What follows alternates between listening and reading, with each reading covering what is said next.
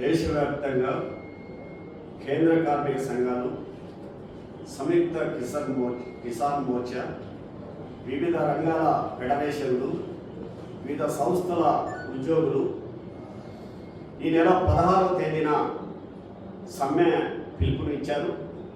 ఈ సమ్మె కేంద్రంలో ఉన్నటువంటి బీజేపీ విధానాలని ప్రతిఘటిస్తూ దేశవ్యాప్తంగా ఈ సమ్మె చేయాలని పిలుపునిచ్చారు. ప్రధానంగా కేంద్రంలో మోడీ అధికారంలోకి వచ్చిన తర్వాత గత 10 సంవత్సరాలుగా ప్రజా వ్యతిరేకంగా, కార్మిక వ్యతిరేకంగా, రైతు వ్యతిరేకంగా పాలన సాగిస్తున్నాడు. మోడీ పాలన అంతా కూడా ప్రజలకు వ్యతిరేకంగా ఉంది, ఈ దేశానికి వ్యతిరేకంగా ఉంది, జాతి వ్యతిరేకంగా ఉంది.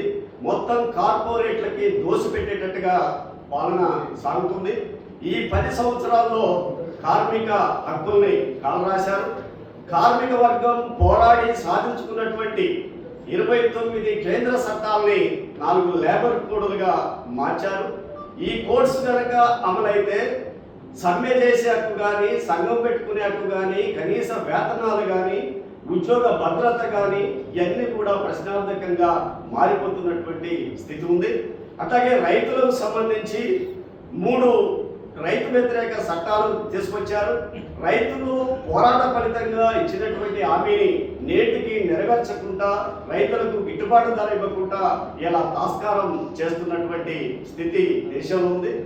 మరోపక్క గ్రామీణ పేదలు, వ్యవసాయ కూలీలు, జీవనాధారంగా ఉన్నటువంటి గ్రామీణ ఉపాధి హామీ చట్టం, దీన్ని 2 నెలలకు పెంచాలని, ప్రతి సంవత్సరం 2 నెలలకు పెంచాలని, రోజు కూలీ 600 రూపాయలు ఇవ్వాలని కార్మిక సంఘాలు, వామపక్ష పార్టీలు, మిగతా రాజకీయ పార్టీలు అడుగుతుంటే ఈ ప్రభుత్వం ఇప్పుడున్నటువంటి నిధుల్ని పూర్తిగా తగ్గించినటువంటి స్థితి ఉంది.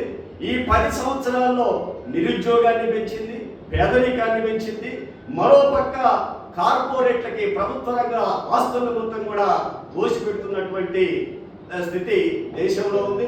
ప్రభుత్వ రంగ ఆస్తులు కనుక ఇలా చూసినట్టయితే అనేక రైల్వేలు, విమానయాలు, బ్యాంకింగ్, ఇన్సూరెన్స్, సింగరేణి వంటి అనేక ప్రభుత్వ రంగ సంస్థలను మొత్తం కూడా ప్రైవేట్ వాళ్ళకి అప్పగిస్తుంది. నేషనల్ మోనటైజేషన్ పైప్ లైన్ పేరుతోని ఒక స్కీమును పెట్టి లీజుల పేరుతోని అదానీలకు, అంబానీలకు కట్టబెడుతుంది. అందుకనే ఈ మోడీ ప్రభుత్వం ప్రజా వ్యతిరేకంగా, జాతి వ్యతిరేకంగా, రైతు వ్యతిరేకంగా, కార్మిక వ్యతిరేకంగా ఉంది.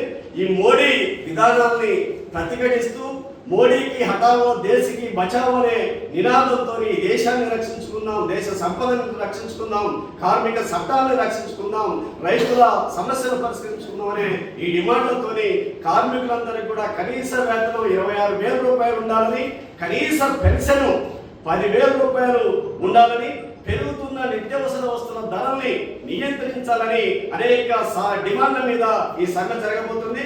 ఈ సమ్మె దేశభక్తియుతమైనటువంటి సమ్మె. ఈ దేశంలో ఉన్నటువంటి ప్రజలందరూ కూడా ఈ సమ్మెని బలపరచాలి. యువజనులు, విద్యార్థులు, మహిళలు, అన్ని రకాల రాజకీయ పార్టీలు కూడా ఈ సమ్మెకు పెద్ద ఎత్తున మద్దతు తెలుపుతుంది. మన రాష్ట్రంలో ఉన్నటువంటి కాంగ్రెస్ పార్టీతో పాటు మిగతా వామపక్షాలు కూడా రేపు సమ్మెలో పెద్ద ఎత్తున పాల్గొంటున్నారు. కాబట్టి ఈ సమ్మెని అందరూ పాల్గొని 16వ తారీఖున గ్రామీణ బంధు కార్మిక సమ్మెని జయప్రదం చేయాలని చెప్పేసి మిమ్మల్ని అందరినీ కోరుతున్నాం.